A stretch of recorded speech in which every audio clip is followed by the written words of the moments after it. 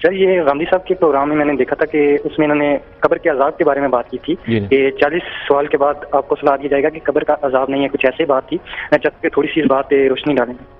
میں نے اس سے پہلے بھی بات کئی مرتبہ عرض کیا کہ قرآن مجید میں انسانوں کو 3 گروہوں میں تقسیم کر دیا گیا ہے. ایک وہ لوگ ہیں کہ جن کے معاملے میں کسی حساب کتاب کی ضرورت نہیں ہے، اللہ کے پیغمبر ہیں، انبیاء علیہ السلام، انبیاء علیہ السلام کے وہ جلیل القدر پیرو ہے، جیسے سیدنا صدیق مثال کے طور پر، صحابہ کرام ہیں، یا جیسے سیدنا موسیٰ علیہ السلام کے قریبی ساتھی ہیں. تو بعض جلیل القدر لوگ جن میں شہداء بھی شامل ہیں، ان کو کوئی حساب کتاب کے مرحلے سے گزارنے کی ضرورت نہیں ہے. تو اللہ تعالیٰ نے قرآن میں ہمیں یہ بتا دیا کہ جیسے وہ دنیا سے رخصت ہوتے ہیں تو ایک نوعیت کی روحانی زندگی ان کو دے دی جاتی ہے، وہ اللہ کا رزق پاتے ہیں، اللہ کی نعمتوں پر شاداں و فرحاں ہوتے ہیں اور بشارتیں وصول کرتے ہیں، اور اس طرح ایک ایسی زندگی ان کو دی جاتی ہے جس کا ہم شعور نہیں رکھتے. قیامت کے دن ان کو بھی جسم دے کر، جس طرح کی ہماری اب زندگی ہے اس کے لحاظ سے اٹھایا جائے گا. تو اس لحاظ سے جو جسمانی زندگی ہمیں اس وقت حاصل ہے، یہ تو ایک مرتبہ ہی حاصل ہے، ایک مرتبہ قیامت کے بعد حاصل ہوگی، لیکن درمیان میں ایک طرح کی روحانی زندگی ان کو مل جاتی ہے. وہ لوگ کہ جن کا دوسری جانب حساب دینے کی ضرورت نہیں ہے، جن کا جرم بالکل واضح ہے، جو خدا کے مقابلے میں کھڑے ہوئے گئے، انہوں نے سرکشی اختیار کر لی، جیسے مثال کے طور پر فرعون ہے، ابو جہل ہے، اس طرح کے لوگوں کے بارے میں بھی قرآن نے بتا دیا ہے کہ ان کے لیے ایک نوعیت کا عذاب شروع ہو جاتا ہے. اور اس کو بیان کیا ہے کہ صبح شام انہیں بتایا جاتا ہے کہ تمہارا ٹھکانہ کیا ہوگا. یعنی جس طرح صالحین کو بشارت دی جاتی ہے تو ان کو بھی گویا یہ بتا دیا جاتا ہے کہ تم اس انجام کو دیکھنے والے ہو. اس کے درمیان میں یہ لوگ ہیں، ان کا قرآن مجید ذکر نہیں کرتا، ان کے بارے میں گمان غالب یہی ہے